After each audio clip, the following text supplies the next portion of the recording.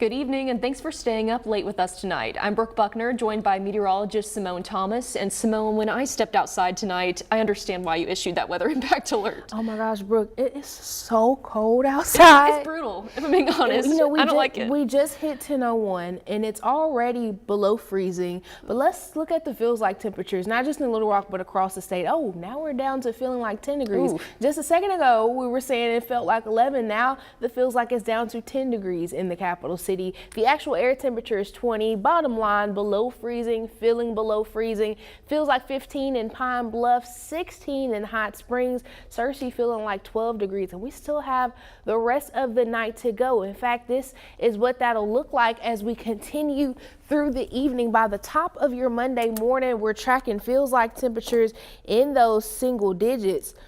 So by the start of your Monday morning, feeling like 7 degrees in the capital city in Pine Bluff, feeling like 5 degrees in Searcy. And we've been talking about the brutal cold over the past couple of days, but hopefully by this point you've taken our advice with protecting your pipes, because we're going to see a higher risk of freezing pipes, not just tonight, but over the next several nights. Now, that 11-day outlook with more details over the week ahead is coming up in just a few.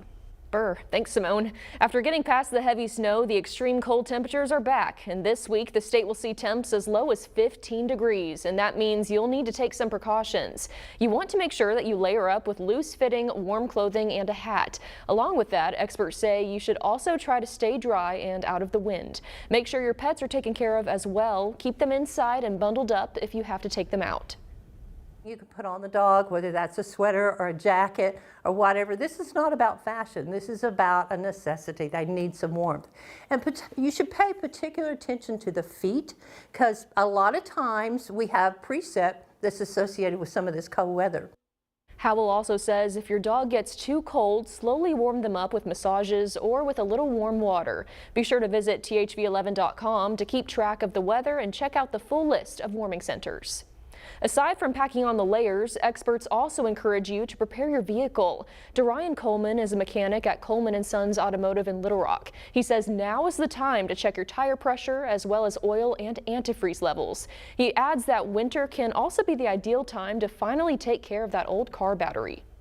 Normally, if your battery is about 3 to 4 years old, it's about time to replace it, and you might experience a slow start. So go ahead and get that battery replaced before it gets too cold. Some of Coleman's other tips can be found on our website, thv11.com. And it's also important to make sure your home and pipes are prepared. Right now is a good reminder for homeowners and renters to take preventative measures now so you don't pay later. Long stretches of extreme cold can be tough on a home's heating, plumbing, and exterior. Being prepared can at least limit damage like frozen pipes. Turn your hot and cold water on your faucets, maybe like a pencil lead stream. Open your cabinet doors up, protect your hose bibs, your outside faucets. As for leaving the faucet running or dripping, that keeps the pipes from freezing by keeping them at a steady temperature, same as leaving the heat on. Central Arkansas Water suggests making sure your home is adequately heated and maintaining a consistent temperature. Southwestern Electric says a comfortable temperature like 68 degrees should do the trick. But what do you do if all else fails and a pipe does burst? First thing you need to do is go shut your water off. That way you don't get a lot of property damage. Second thing is, you can try to repair it yourself or call your local plumber, whoever you have. AAA says frozen pipe claims can cost upwards of $10,000 and can be even more expensive depending on the damage. Now is a great time to download the THV11 app to your phones and tablets if you haven't already, and THV11 Plus to your smart TV. The phone app is free on Google Play and the Apple App Store. THV11 Plus is also free and available to download on your Amazon Fire Stick, Roku, or Apple TV. All weekend long, the city of Little Rock held ceremonies to remember the life and legacy of Dr. Martin Luther King Jr. THV11's Maya Ellison takes us behind the scenes of today's annual Unity service.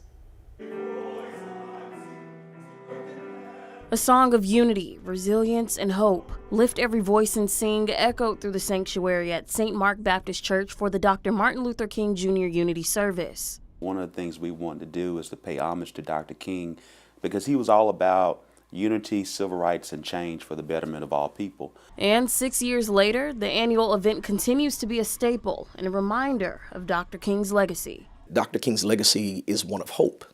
and hopefulness in the midst of very difficult and challenging social inequities and even oppression. Through the doors of St. Mark's lied a vision Dr. King fought for: equality.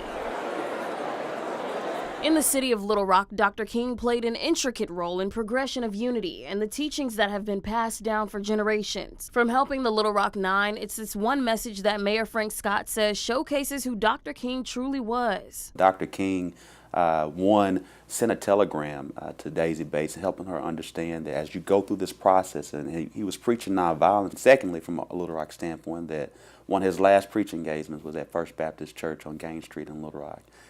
And we're grateful for that. And those are the stories that will forever remain in the Little Rock community and even during Sunday's service of unity. His words remind us that our fight for civil rights is not just about laws and policies, but about the dignity and humanity of every person. In times when our rights are questioned, we must rise to embody the principles he championed. We must engage in the struggle for equality, not just for ourselves, but for all marginalized communities. In Little Rock, Maya Ellison, THV 11 News. Thank you, Maya. And tomorrow, cities across Central Arkansas will continue to hold a number of services and events to commemorate Dr. Martin Luther King Jr. Right now, the Jefferson County Sheriff's Office is investigating an early morning homicide. According to reports, just after 3 this morning, dispatchers received a call from someone saying that they had seen a suspected prowler at their neighbor's house. The Redfield Police Department made it to the scene and were able to take a suspect into custody. However, they also found another person dead at the scene. And happening right now, after going dark for less than 24 hours, earlier today, officials with TikTok said they're restoring their service after President-elect Donald Trump said he would revive the app's access in the U.S. when he returns to power on Monday. The statement came after U.S. users reported being able to access the Chinese-owned service's website, while the far more widely used TikTok app itself did not appear to immediately be available. TikTok stopped working for its 170 million American users late last night. Trump will take the oath of office in the Capitol Rotunda tomorrow during his inauguration. He's already in the nation's capital, where he's holding one last rally before he becomes president for the second time. Erica Brown has more, as tens of thousands of visitors are expected to be in Washington in celebration of the inauguration. On the eve of his inauguration as the nation's 47th president, Donald Trump held a rally Sunday before thousands of supporters. What a good feeling. We like winning, don't we? Huh? We're going to make our country greater than ever before. Hello, Washington, and hello, America. It is Trump's first major speech in D.C. since January 6, 2021, when he urged the crowd to go to the Capitol to protest the results of the 2020 election. This time, Trump returns to the White House with a wide margin victory and Republican control of the House and Senate. It's so exciting to be a part of history, to be a part of the Republican history. I'm really looking forward to it. Earlier, Trump and Vice President-elect J.D. Vance each placed a wreath at the tomb of the unknown soldier at Arlington National Cemetery. Trump's motorcade then headed to a section of the cemetery where military personnel killed in Afghanistan and Iraq are buried. The president-elect's inauguration will be held indoors at the Capitol Rotunda because of frigid weather sweeping across the nation. It'll just be on TV. It'll be kind of like watching it at home. I was really hoping to be able to be outside and be part of that where you're actually with Donald Trump, but didn't work out, and that's okay. It's the first time the inauguration ceremony will be held indoors since 1985, when below freezing temperatures also forced Ronald Reagan's second inauguration inside the U.S. Capitol building. Erica Brown, CBS News, Washington. Our THV 11 Plus streaming app is your home for the inauguration, starting live at 8 tomorrow morning. Our new newscast will be pushed back to 12:30, both on air and streaming. Again, you can download it on your Amazon Fire Stick, Roku, or Apple TV.